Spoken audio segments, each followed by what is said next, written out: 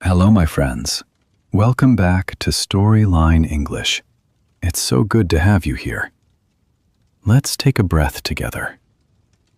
Now, imagine for a moment you are standing on a cold hill in Europe.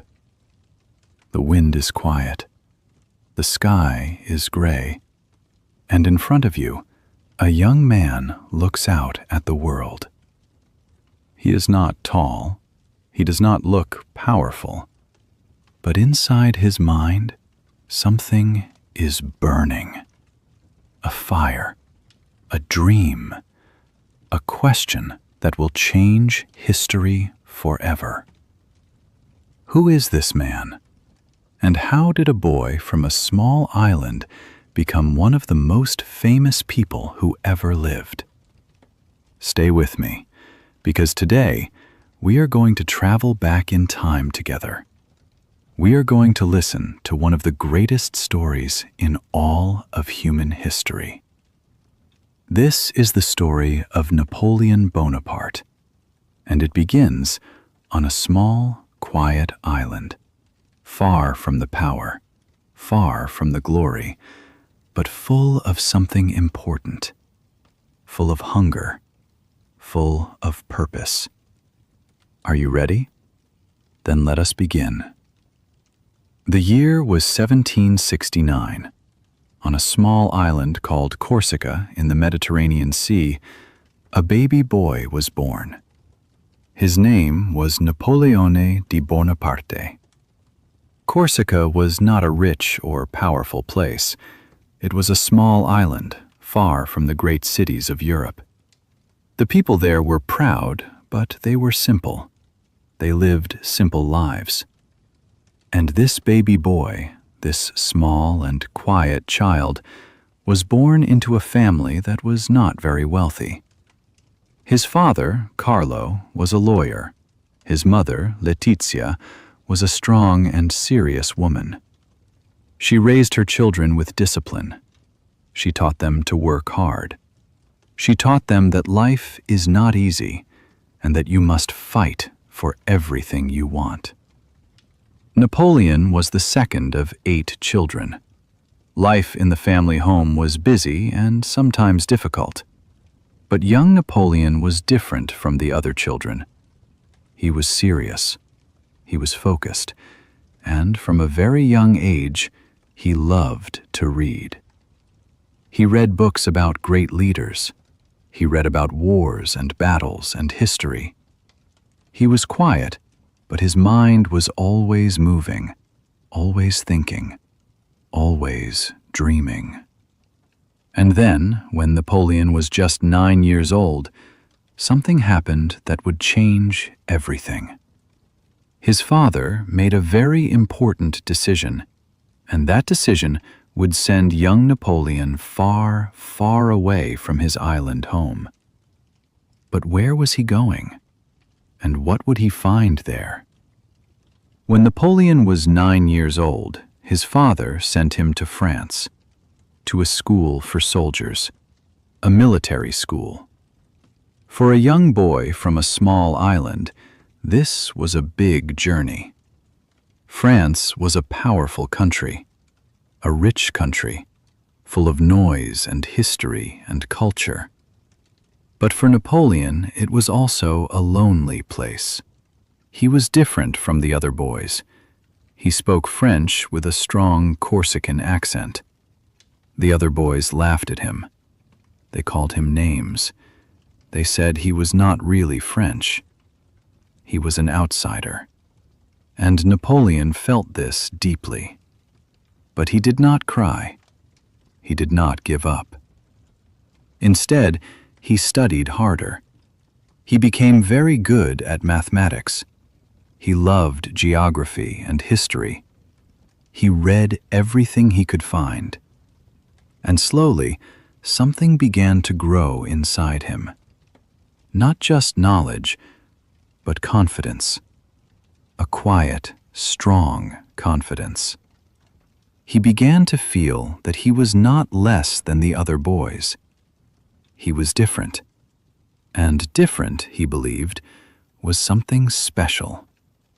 He was not the most popular boy at school, but he was one of the most focused, one of the most serious. And when he graduated from the military school in Paris at the age of 16, he was ready to become a soldier, ready to begin his journey. But the world he was stepping into was about to become very dangerous. France was changing, and the change was coming fast. It was the late 1780s. France was in trouble. The poor people of France were very angry. They had no food, they had no money, and the king and the rich people lived in beautiful palaces and ate wonderful food. The people said, "This is not fair." And in 1789, the French Revolution began. It was a time of great change and also great danger. People were angry. Cities were loud with noise and fear. The old world was falling apart. And in this chaos, a young soldier named Napoleon began to rise. He was brave, he was smart, and he understood something very important. He understood that in times of change, the people who act quickly and think clearly are the ones who win. Napoleon fought in several battles and showed great skill. He was not afraid. He made fast decisions.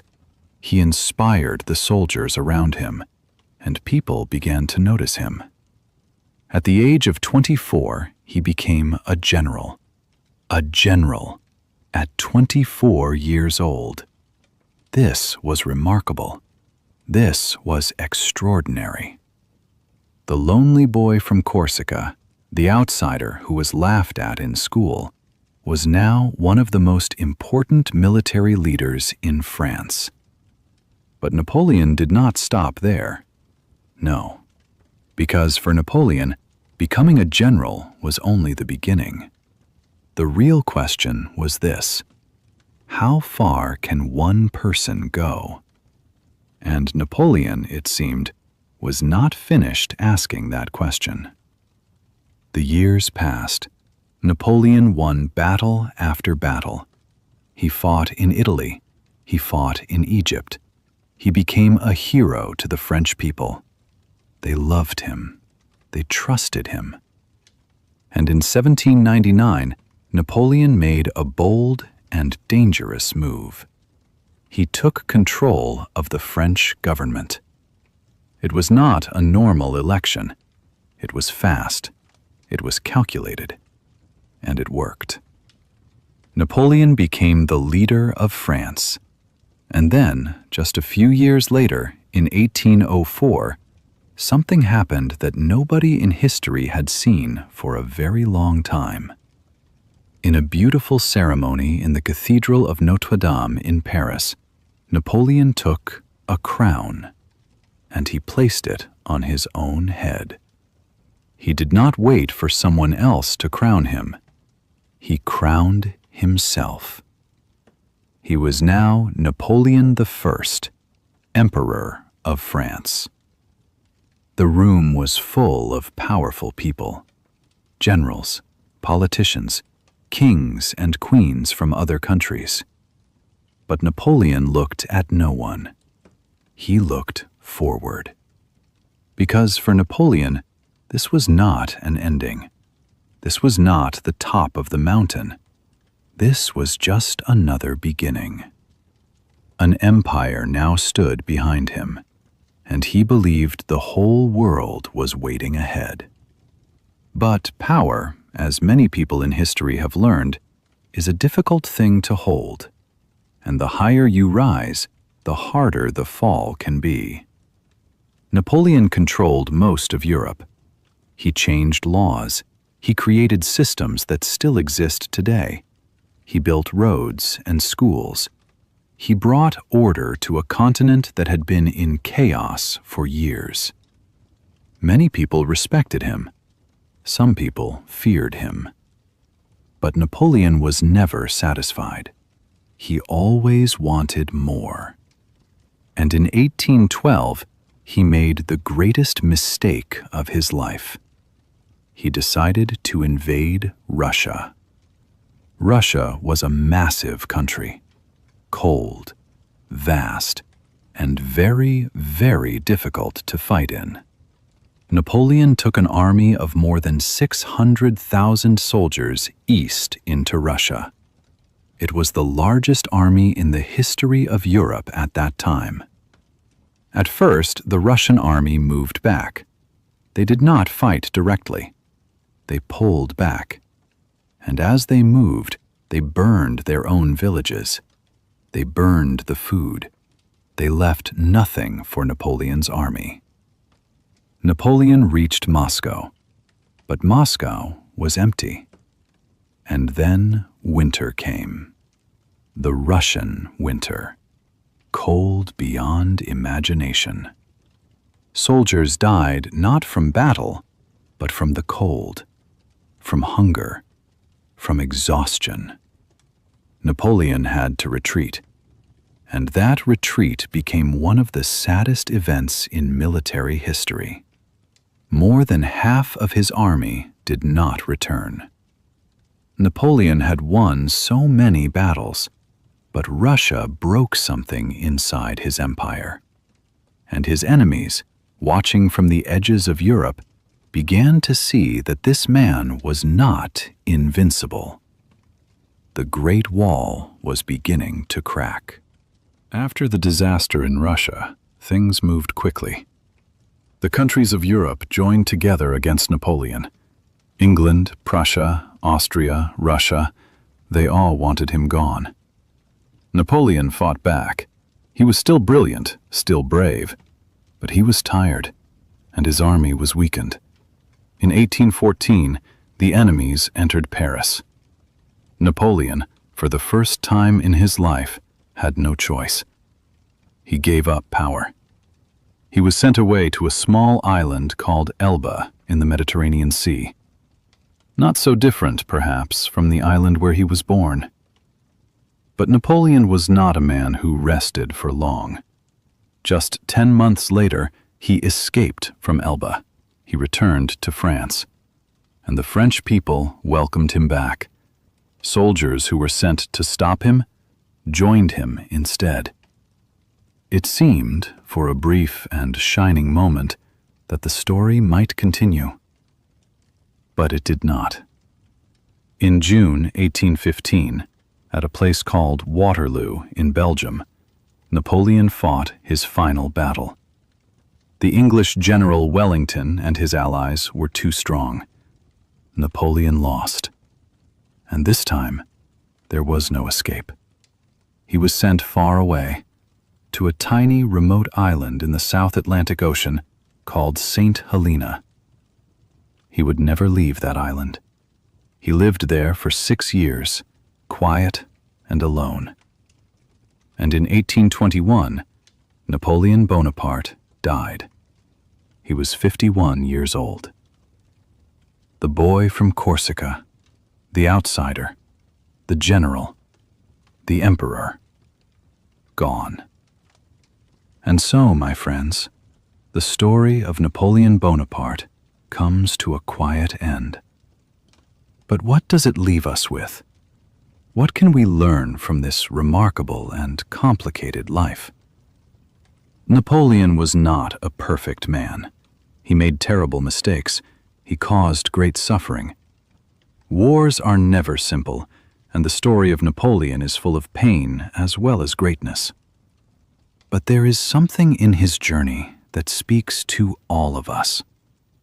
He was an outsider. He was laughed at. He spoke with the wrong accent. He came from the wrong place. And yet, he refused to accept that the world had already decided his future. He studied. He worked. He believed that knowledge and effort could change a life. And they did. Not perfectly, not without cost, but powerfully. And here you are, my friend. You are listening to this story in English. Maybe English is not your first language. Maybe sometimes it feels difficult. Maybe sometimes you feel like an outsider too. But you are here. You are learning. You are on your own journey of discovery. And that is something to be proud of. Every story you listen to, every word you understand, every sentence that becomes a little clearer is a small victory. Keep going. Keep listening. Keep learning. This is Storyline English. And if this story moved you, if it helped you learn something today, please come back. There are many more journeys waiting for you here. Leave a comment and tell me, what did you feel during Napoleon's story? I would love to hear your voice. Until next time, my friends, take care of yourselves and never stop learning.